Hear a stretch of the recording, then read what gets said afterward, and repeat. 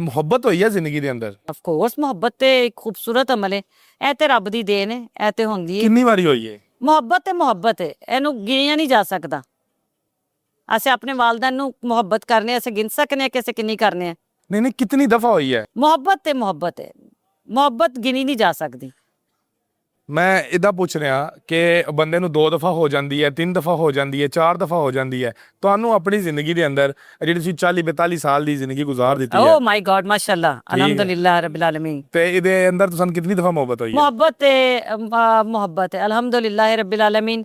ਮੈਂ ਸਭ ਤੋਂ ਪਹਿਲਾਂ ਆਪਣੇ ਕੰਮ ਨਾਲ ਮੁਹੱਬਤ ਕੀਤੀ, ਆਪਣੇ ਵਾਲदैन ਨਾਲ ਮੈਂ ਬੰਦੇ ਦੀ ਕੀਤੀ। ਮੁਹੱਬਤ ਪੁੱਛਦਾ ਪਿਆ। ਬੰਦਾ ਜਿਹਦੇ ਨਾਲ ਮੈਂ ਮੁਹੱਬਤ ਕੀਤੀ, ਮੈਂ ਸ਼ਾਦੀ 18 ਸਾਲ ਹੋ ਗਏ ਮੇਰੇ ਵਿਆਹ ਨੂੰ ਮਾਸ਼ਾਅੱਲਾ ਅਲਹਮਦੁਲਿल्लाह ਰੱਬਿਲ ਆਲਮੀਨ। ਮੈਂ ਬਹੁਤ ਖੁਸ਼ ਹਾਂ ਆਪਣੀ ਫੈਮਿਲੀ 'ਚ, ਆਪਣੇ ਆਪ ਇੱਕ ਖੂਬਸੂਰਤ ਔਰ ਮੁਕੰਮਲ ਲਾਈਫ ਗੁਜ਼ਾਰੀ ਹੈ, ਜਿਹਦਾ ਲੋਕ ਤਸੱਵੁਰ ਕਰਦੇ ਨੇ, ਜਿਹਦਾ ਲੋਕ ਖਾਬ ਵੇਖਦੇ ਨੇ, ਜਿਹਦਾ ਲੋਕ ਸਿਰਫ ਸੋਚਦੇ ਨੇ ਕਿ ਫਿਲਮੀ ਲਾਈਫ ਹੈ। ਮੈਂ ਇੱਕ ਇਸ ਤਰ੍ਹਾਂ ਦੀ ਅਲਹਮਦੁਲਿल्लाह ਨਬੀ ਪਾਕ ਸੱਲੱਲਾਹੁ ਅਲੈਹਿ ਵਸੱਲਮ ਦੇ ਸਦਕੇ, ਸਰਕਾਰੇ ਮਦੀਨਾ ਦੀ ਰਹਿਮਤ ਦੇ ਨਾਲ ਮੈਂ ਬਹੁਤ ਖੂਬਸੂਰਤ ਜ਼ਿੰਦਗੀ ਗੁਜ਼ਾਰੀ। ਕਿਤਨੇ ਬੱਚੇ ਨੇ? ਮਾਸ਼ਾਅੱਲਾ ਇੱਕ ਬੇਟਾ ਮੇਰਾ। ਇੱਕ ਬੇਟਾ ਹੈ ਤੁਹਾਡਾ? ਹਾਂਜੀ। ਉਹ ਸਪੋਰਟਿਵ ਹੈ ਤੁਹਾਡੇ ਕੰਮ ਨੂੰ ਲੈ ਕੇ? ਨਹੀਂ, ਹਲੇ ਤੇ ਉਹ ਇੰਨਾ ਮੈਚੋਰ ਨਹੀਂ ਹੈ, ਤੇ ਨਾ ਹੀ ਮੈਂ ਮੇਰੇ ਖਿਆਲ 'ਚ ਇਹੋ ਜਿਹੇ ਕੰਮਾਂ ਦੇ ਵਿੱਚ ਆਪਣੀ ਫੈਮਿਲੀ ਨੂੰ ਇਨਵੋਲਵ ਕਰਨੀ ਕਿ ਮੈਂ ਸਪੋਰਟ ਕਰਨ ਜਾਂ ਨਾ ਕਰਨ।